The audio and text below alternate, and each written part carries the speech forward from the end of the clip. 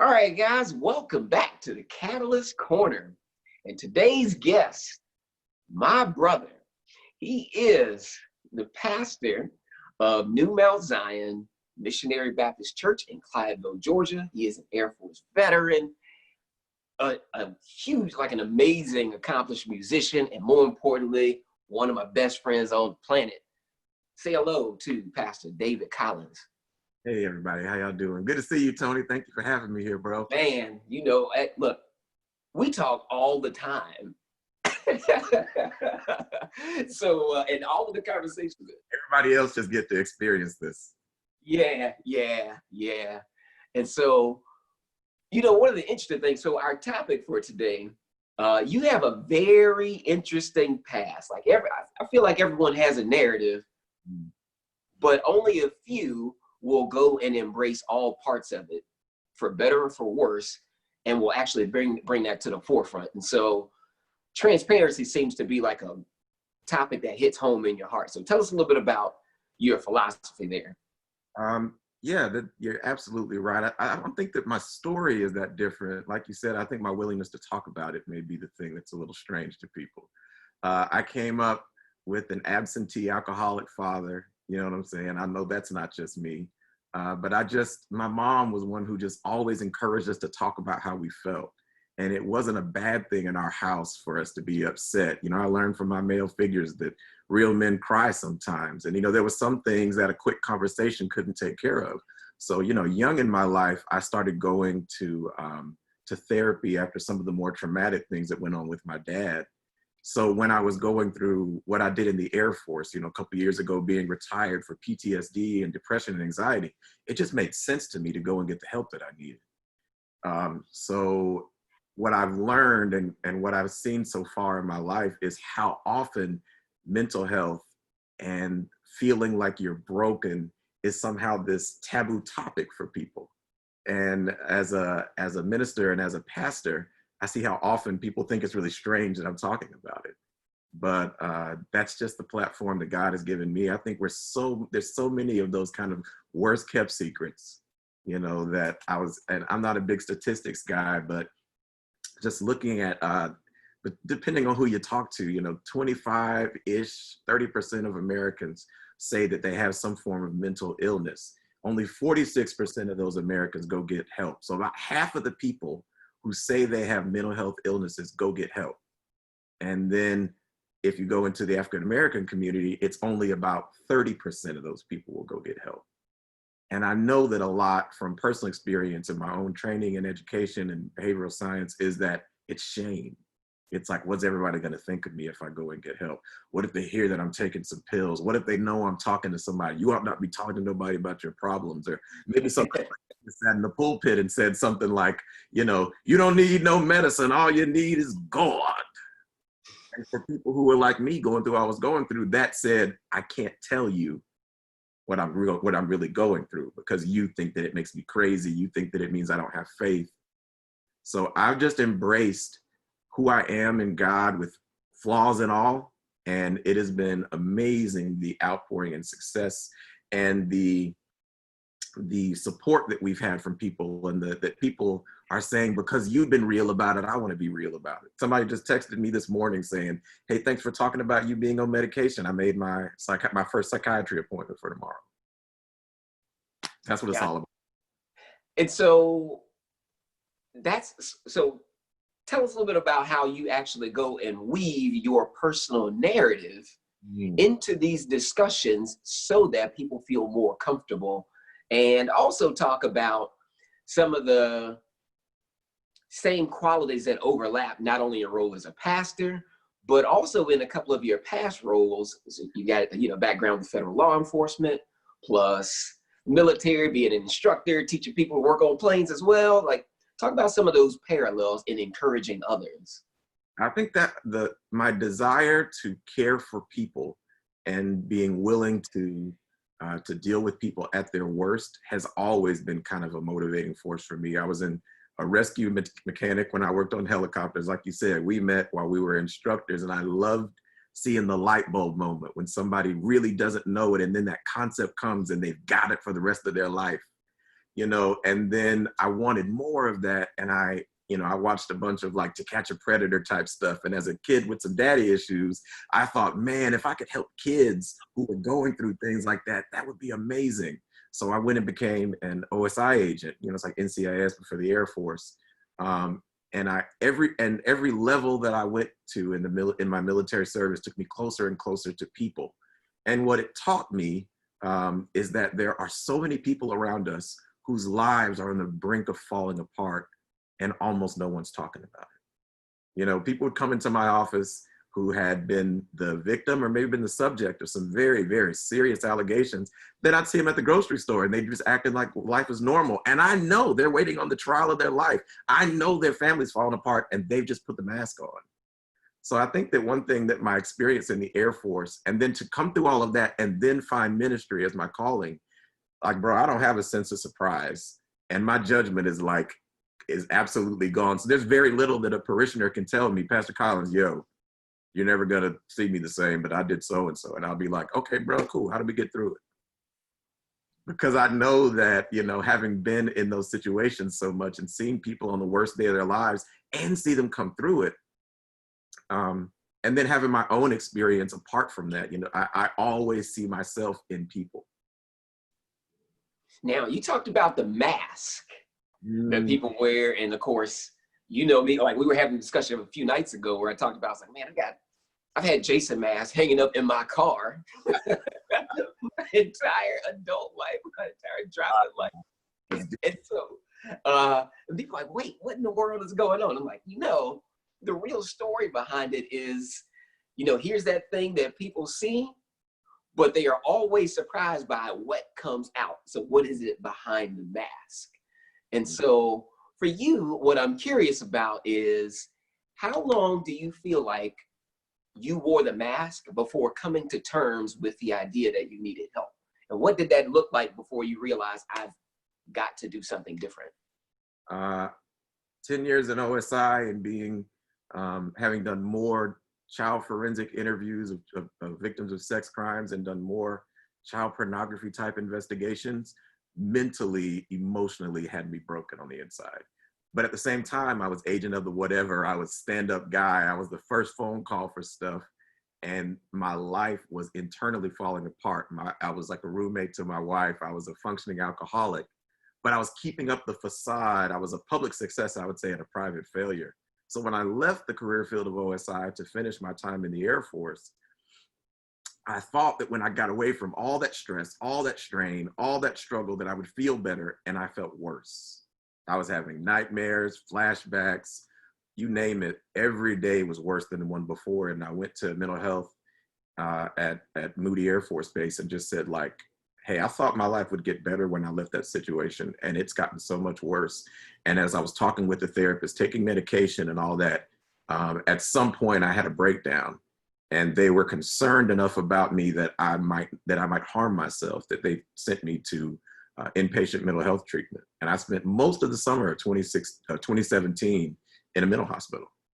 So for me, I didn't get, the Bible says sometimes in the 23rd Psalm, he makes me lie down in green pastures. I didn't choose to, God made me. Somebody told me, no, you cannot go home today. You need to go to this place and get better. And I went, and it was one of those turning point moments in my life where I not only did it save my life, but it helped me to find, I was surrounded by people who were like me, and nobody thought that I was the weird one. And then they found out I was in ministry, that I was a Christian, and they didn't think that that was a judge-worthy thing. Nobody was saying like, well, where's your faith? Like, it was just, I was surrounded by people who, all of us had come to a place in our life where we were willing to just get better at whatever it took. And so in that moment, I was just thinking like, oh my God, it's not just me. And it's not just you, but it's everybody walking around thinking it's just them. Everybody thinks like, that's what shame does, right? It's that thing where it's constantly, I'm feeling like I'm the weird one. And if anyone ever finds out what I'm really dealing with, then they're going to X, Y, Z. And that's just untrue. And the more you talk about it, I'm finding, like, even right now, it could be a little anxiety inducing to be having this level of conversation with you, knowing that people are going to watch this. But I would rather, and what where I've come to in my life is that I would rather, if a bunch of people think less of me because they know this about me, and one person says, I'm going to go and get help because I didn't know that I could do that and still be me, and that's worth it to me. See? And that's why we talk about it. And it's funny because you've heard the phrase before as well. Hey, each one reach one, you know, like we don't even have these lofty goals and all that other stuff, but if I can go and just spark the change in one person's mind, I will say that all the effort, all the blood, sweat, and tears, and everything I've experienced leading up to now has been worth it. So with that in mind, with like going forward, let's say that I am a leader, or I am a peer, a family member of someone, and I'm trying to figure out how to encourage them, not only through their troubling time, but also to seek help from anywhere, experts, whatever. What do you think people could do a better job of in helping to get that point across? The most impactful thing that I share with anybody is my testimony. I can give you all the Bible, and I can give you all the encouragement, be anxious for nothing, but in all prayer and supplications. Yeah, I can give you all that. And I do, but in my preaching and in my counseling, what I give most often, there are 2 words that I can say to somebody that will help them more than anything else I can say in the Bible. Those 2 words are, me too. I hear what you're saying, and I've been there, and know that doesn't change your value. And I'm willing to sit through this with you, and I'll be here for you. Because I think that what I needed, and the reason that I'm so driven to be who I am, is I'm trying to be who I wish I had back then. Some of that's my fault because I wasn't talking about my own stuff, but some of it was because, and you know, in the military, Tony, that everybody's like, don't go to mental health, they'll ruin your career, they'll ruin your life. I got my TS clearance right now, and I've been out of the military for 2 years. And I was out for mental health, so that's not even true. But we stigmatize this thing so much that we talk around it and we don't let people know. So when someone is really struggling, it feels like they don't have anyone to turn to. So knowing the revelation that somebody can handle you at your worst and that doesn't ruin you is everything. And you know, like I told you in OSI, we got notified of every suicide that happened in the Air Force. And I got so tired of reading suicide notes that said nobody will ever understand. Nobody knows how I feel, and I've got to just do this. And then when you go and you interview the family members, they say stuff like, I had no idea it was that bad. I could have forgiven that. We were ready to move forward. I didn't know it was that. I just had no idea. So there's got to be a way to bridge the gap between those 2 things. So what can you do if there's someone in your life and you know they're struggling and they're wearing that mask, like we talked about? Be real. Be honest, and let them know you're a safe place to fall. Sometimes you just got to be there, but you got to let people know that, hey, I'm here for you, and that's not contingent upon your being put together. I'm here for you because I love you. I'm here for you because I care about you. And I still will, even after we get through whatever this thing is. All right, so transparent, empathetic, and authentic. So I guess when people sip the tea, maybe this is, see what we did there, see what we did there. So I'm gonna get you out of here on this last question. You know, I told you there's always the curveball coming, right? All right, so the creator of Street Fighter. The creator of Street Fighter, yeah, there's a backstory to this. It involves lots of sadness on my end, and maybe 1 win ever, and about hundreds and hundreds of wins on this guy's behalf. But let's say the creator of Street Fighter comes down, and I know that you're also a gamer as well. He has the controls and says, okay, I made this game. We are having a 1-round fight, and you are going to fight me. What character are you using on Street Fighter to go and save all gaming industry, all of it? They're counting on you. No pressure or anything. Who is that character? I'm going to the GOAT, man. I'm going to Chun-Li. I'm spinning bird kick. I'm yeah. I put down a whole house in Wichita Falls with you and all your people, Tony. And me and Chun-Li is saving the world, dog. It is. Somebody get Hollywood in here. Go ahead and pull this script up real quick. Well, hey, again, so thanks for coming on to the show. You know, you're always welcome. We'll definitely have more conversations as well. And if you don't mind, why don't you share quickly about you're Broken for This, your brand, the podcast, and the things that you're doing there. So Broken for This is brand new. It's a LLC that we're going to be doing some nonprofit work also. It is trying to do exactly what we just got done talking about, trying to bridge the gap between your mental and your spiritual health.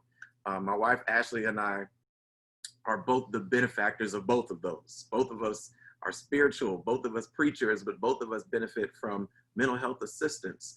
And my therapist told me that when she has people who are of faith who come over, sometimes they want to be shown out the back door so that people don't see them like that.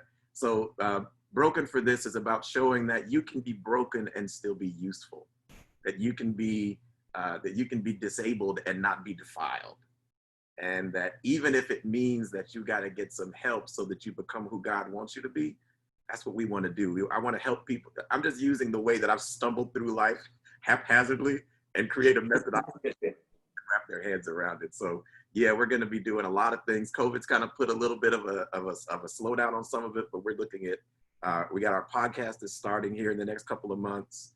And we're going to be doing some events at some local churches where we're going to be inviting mental health practitioners there to start that conversation. Because like I said, if half of the folks in the country, feel like they've got some kind of issue and so few of them are actually getting help, our part is going to be helping to let people of faith know, yeah, you can be saved and have a therapist too. Oh man. Hey, look, thanks for sharing. I need to make sure I get one of those shirts from you as well. Yeah, I think we can make that happen. Yeah, man. Hey, well, again, we appreciate having you on the show. Of course, kiss the lovely wife for me. And I see that the crazy dog didn't make any appearances today, but I'm sure he's hanging out there.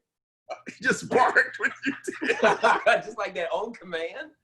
Just like that. It's starting to. Yeah, man. Hey, look. Oh, is he popping in? Is he coming in? Come on in here, bro. He really heard you and got offended. There it is. See? He's like, yo, what's up? What's up? Is this my time I'm on TV? Oh. Well, all right, man. Look, I appreciate the time, energy, effort. Keep doing what you're doing. Prayers with you always. And love you, my brother. Man. All right. We'll see you.